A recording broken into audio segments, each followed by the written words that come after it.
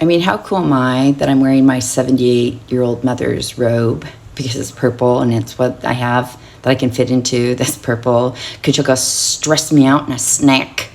So stop stressing me out, and then maybe I can stop snacking, okay? Okay. Anyway, what I want to talk to you about is Brian Murphy, who I'm partnering with for Purple Revolution, keeps talking about the elite and our leadership and how they're all in on it together. You know, most of them, almost all of them.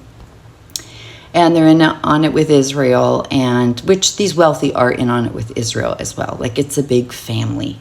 And he's talking about how, like, they act like they fight, but really he's like, I think that they actually are just sitting around drinking wine later, and that they're really on the same team, and it's just a show in how they fight. And that is correct, and I've got some stories about that. So one of my closest friends that I grew up with in Orange County, California, has a lot of friends in the tech business. And in the job that he has, he works with the big CEOs of all the major companies you hear. That's who he works with. And all the big tech bros that you hear about, he has to be around them, or he's around the people that are around them. You'd know all the names.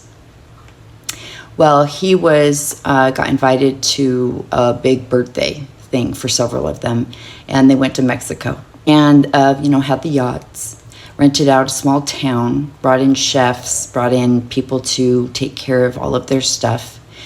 And he said immediately when they got there, they went and bought all the drugs they could get. Of course, they flew in on private jets, so who knows what they brought. And got all these drugs and were effed up the entire time. Just bonkers. He doesn't do that, so he just kind of sits and makes sure who's falling down and who doesn't have clothes on is laying in the streets. And one of them was Secretary of State of one of the southern states, career alcoholic, was this Attorney General of the state. I think he was the Attorney General of the state. Anyway, my point is, these people are all fucked up all the time, right? They really are. And he was like asleep, drunk 2 nights in a row, and my friend was having to go out and get him. Again, childhood friends. And then COVID and their employees and them struggling. And one of them owns a chain of restaurants. And my friend said something like, well, I mean, you could just pay him a living wage. And the guy said, I mean, yeah, I could. And then they all started to laugh. These are the people that people think want to help us. So we're going to do trickle-down economics. They do not want to help us. They think we are a joke. And I think part of it is because they have this void in them. So they look for money and objects and power and all these things to try and fill that void. But it doesn't ever get filled, right? They have more, they're billionaires. And you can't fill it. And that's how you start getting into weird stuff and things like you get bored and you get warped and you're on all these drugs.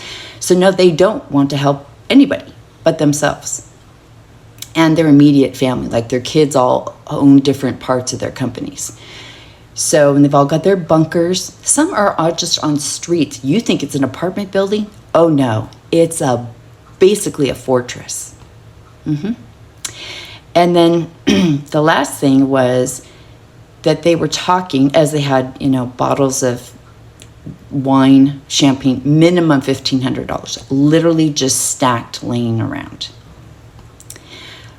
They were talking about how they cannot believe that the people of America have not stopped them.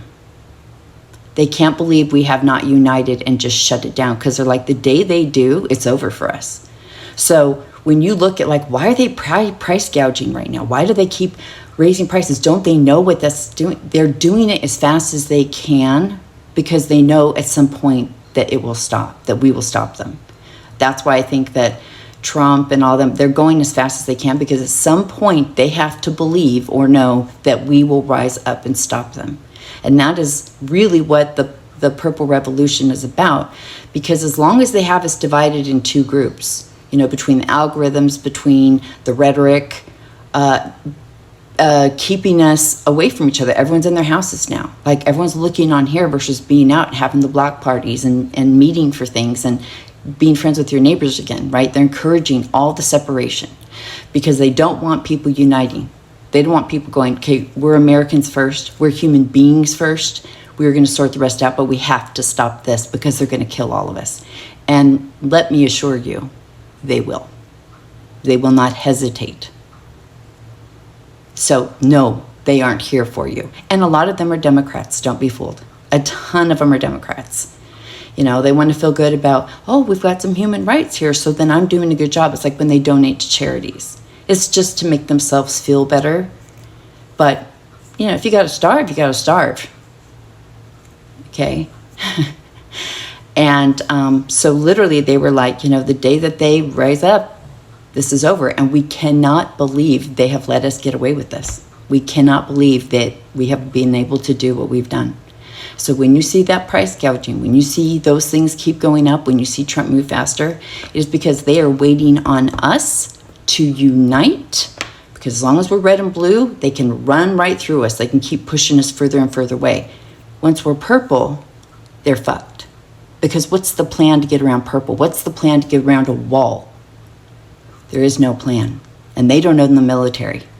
So they're just trying to outpace us because they know one day we're going to end it and it's going to go purple and there's going to be a wall to stop them.